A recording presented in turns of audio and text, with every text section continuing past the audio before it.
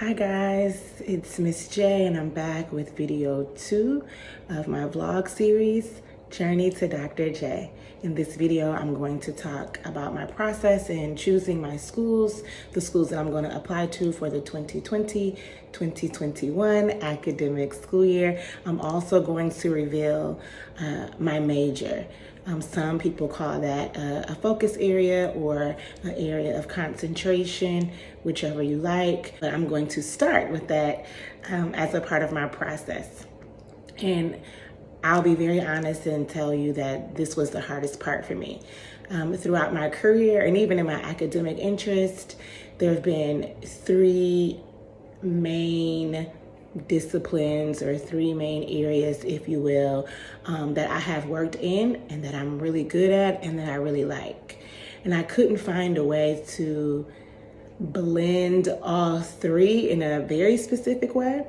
And so it just took me some time, lots of time, to narrow in and get specific on exactly what I wanted to study. That was also a lot of my feedback that I was given as I was asking questions about how to apply to graduate school, how I should approach my application, and all of the supporting docs that you have to send in with it. And almost everybody said, get specific, get specific. Okay, so it's not called a focus area or a concentration area for no reason. So that took me the longest time, and I will explain a little bit about how I was able to hone in. The first thing was that I spent a good amount of time with practitioners in the field, with faculty members, professionals, professors, just exposing myself to their work, having conversations with them about their career, their research, their graduate school experiences, as well as asking good questions, which really helped me fill out where I wanted to work within the education sector and the options and the possibilities that I saw. So my first goal there was to give myself the most career flexibility and also the most career longevity and success. So there were certain things I was interested in, but it required me to work in a certain environment. And I'm like, no, I'm over that environment now. I've already, done that in my career before, and I don't want to do that anymore.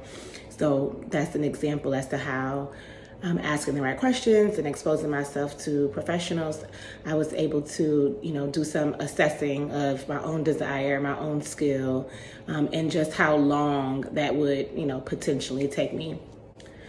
Also, it helped me to develop a career plan. The career plan gave me options, and I love options. I need some wiggle room as I am processing and figuring things out. And even when I have the plan set and I'm ready to execute it, I still have to account for some wiggle room. So I used a website called imaginephd.com. It was very beneficial for me. It will ask you, a host of questions. It'll spit back some data at you. You will, read through that, kind of assess through it for yourself, and, you'll answer some more questions. Just walk yourself through it. Eventually, it will let you know the large areas within a professional setting, a little bit more specific to the education sector, but definitely not limited to. It will help you, it will group certain skills and interests that you have in big categories. And those categories, you can take them and read through some of the itemization to better understand what interests you, what you like. And for me, I started to pair those with career options, in higher ed. For me, mostly I'm thinking of going in the higher ed track, and also in nonprofit. So that's what I did, because those 2 are high on my interest list, and they're also high on my list in terms of the skills that I have. So Imagine PhD is a good reference, and I'll drop it in the description box below. Next was I chose faculty members who interest me. So I didn't start my process with a bunch of schools that I was interested in, even though that's one approach. What I did was I started with faculty members and or research interest or research topics. That was a better approach for me. I'm a relationship person. I like to build rapport. So I started going, okay, I'm interested in this research. Who's doing it? And it didn't matter to me what school they were at. It mattered to me that I knew the researchers, the professionals, the faculty members who were engaging in the research or the work that I was interested in, right? Because I can make a connection, with me being anywhere in the world. So I preferred that versus let me just, rack up 5 to 7 schools that I'm interested in. At least that's not what I did first. So as I began to get familiar with, okay, these schools have the research that I'm interested in, these practitioners are working in that field, or these faculty members or professors are teaching in that field, that gave me a sense of, who's doing what and where, and also how viable is it. After I made those connections, I used LinkedIn to my advantage. I had, drafted up an email or a message that I wanted to send to faculty members who I wanted to, make a connection with. I was successful.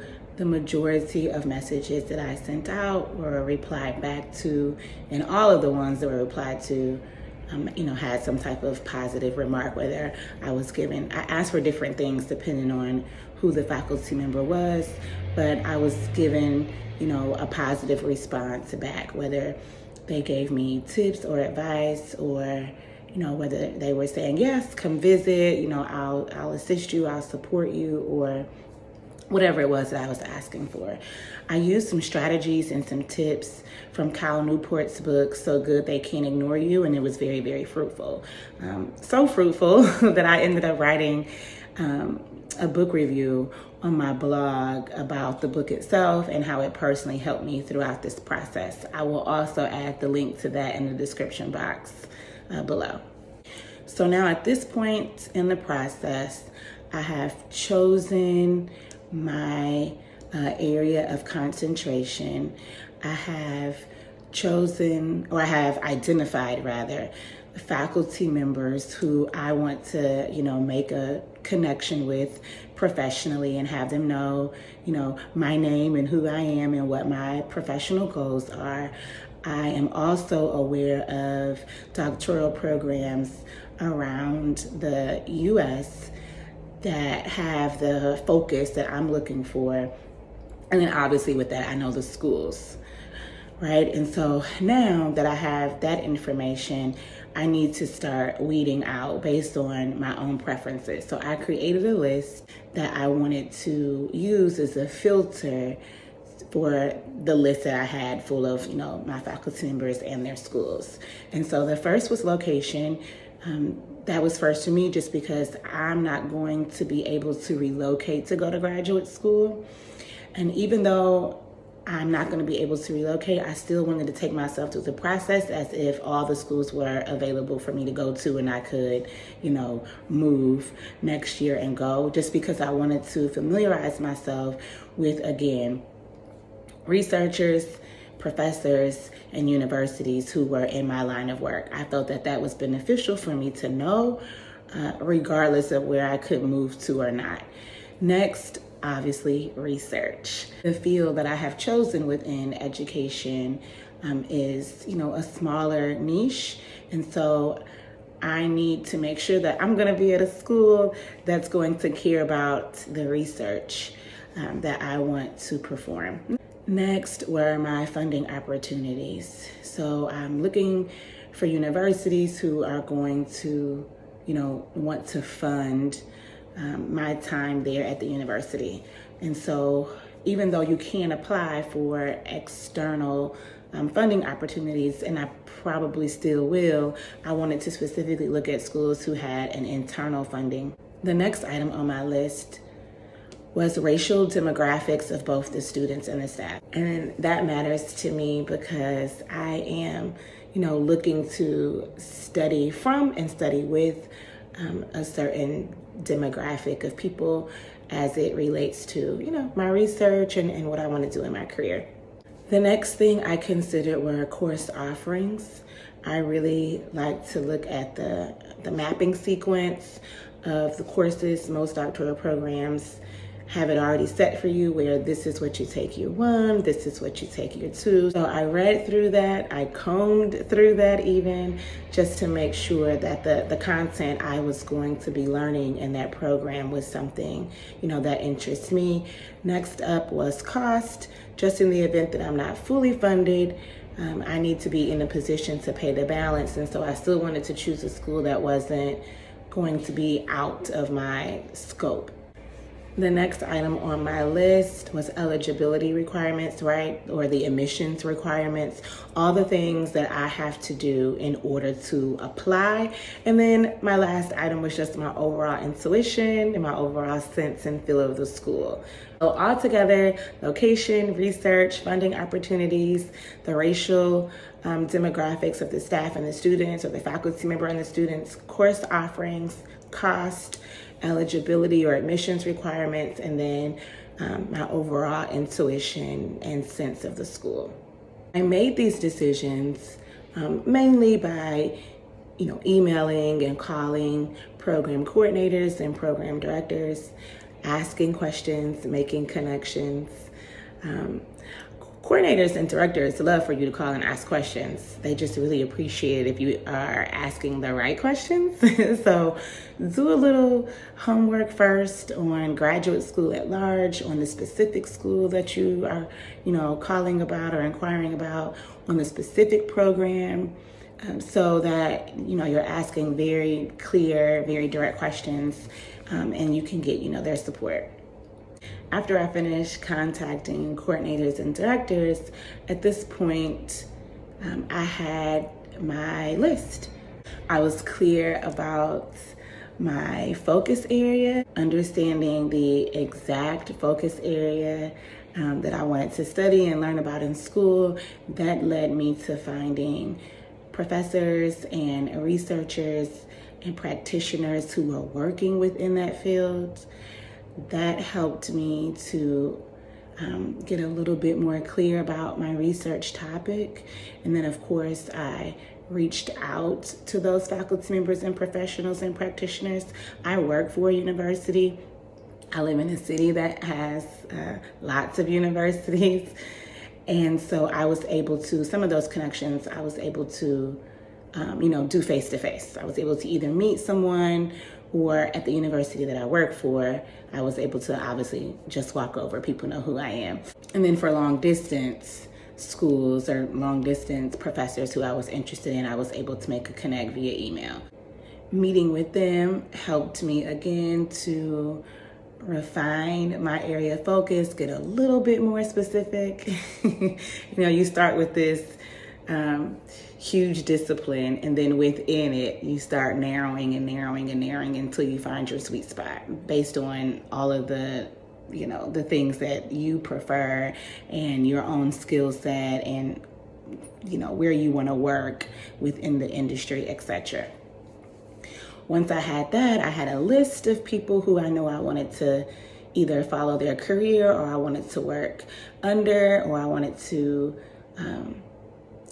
help mentor me, whatever. From there, I was able to identify schools. Now, not every single faculty member or practitioner that I had on my list, I didn't have a school for each one. But obviously, I took their advice and, this school is good for this, or because they went to that school, they recommended it, or because they're teaching at that school, they recommended it. So once I filtered that list, I was able to eliminate certain schools, and the schools that remained were the schools that I, am applying to. I looked at each individual school and wrote out a list of all that I need to do in order to apply. Even though many graduate schools are getting rid of testing being a mandatory task that you have to perform in order to apply, most of the schools on my list still required it. So for me, that meant the GRE. Of the task list, the testing was the only thing that was something I had to outsource, if you will. And because we're in the middle of COVID, I didn't know how that would look. So I really wanted to explore what the GRE looked like in the middle of a pandemic. And so that was the first thing that I tackled on that task list. So I'll return in my next video to share how I registered for and prepared for the GRE. And so I know you've all been sitting on the edge of your seat waiting to hear my concentration for graduate school, and it is educational psychology. So thank you all for tuning in. Please like, share, subscribe. Until next time, love, light, and PhD. Bye.